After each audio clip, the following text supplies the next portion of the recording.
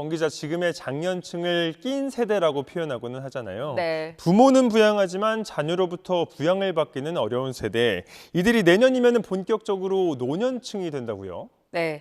지금 우리 사회에서 50대 중반에서 60대 중반까지의 장년층 860만 명에 이르는 60년대생들입니다. 전체 인구의 16.6%를 차지해서 보시는 것처럼 10년 단위로 끊었을 때 대한민국에서 가장 인구 규모가 큰 연령대입니다. 이들이 내년부터 65세, 현행법에서 본격적인 노인으로 분류되는 세대에 접어드는데요. 자신들도 노년의 삶을 준비해야 하는 이들 중에 부모가 생존해 있는 경우 44%가 부모에게 매달 평균 73만 원의 생활비를 드리고 있다는 응답이 나왔습니다. 재단법인 돌봄과 미래가 한국리서치에 의뢰해서 지난달에 60년대생 980명을 대상으로 설문조사를 실시한 결과를 발표한 겁니다. 부모도 부모지만 자녀 쪽으로도 경제적인 도움이 계속 들어갑니다. 지금의 만 55세 이상은 해당 세대 여성들의 평균 초산 연령이 아직 20대 후반이었던 연령대입니다. 자녀들이 대체로 만 25세 안팎에서 30세를 넘어간다는 거죠. 하지만 이들 중 84%가 평균 2명의 자녀를 뒀는데 그중에 43%는 여전히 경제적인 도움을 자녀에게 주고 있다고 대답했고요. 그 액수는 월 평균 88만 원 정도였습니다. 설문에 응답한 사람 중에서 15%, 그러니까 이 세대의 7명 중에 1명꼴로는 부모와 자녀 양쪽을 동시에 부양하고 있었습니다. 월 평균 164만 원이 들어갔습니다.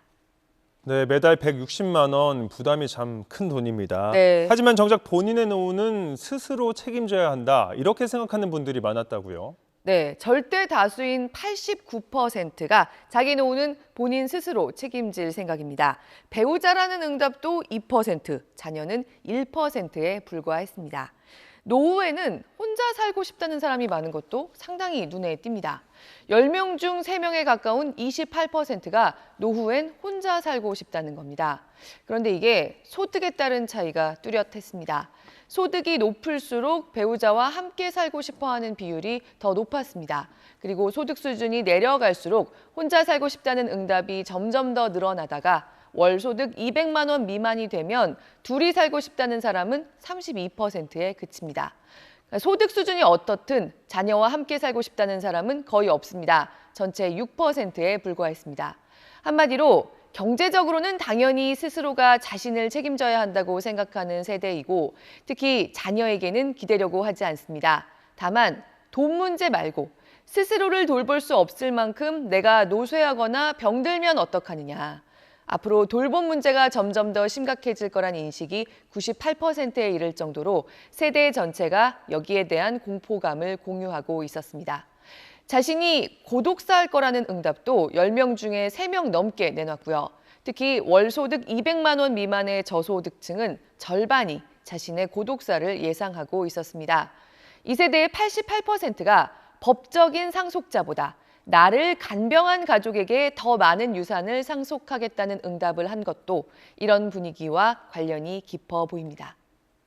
네, 부모와 자식 양쪽을 모두 부양하면서 스스로도 돌봐야 하는 이 버거운 처지인데 정작 이 은퇴해야 되는 시기는 계속 빨라지고 있잖아요.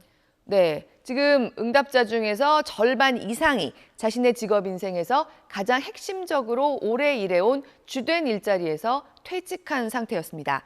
평균 퇴직 나이는 만 54.1세였는데요.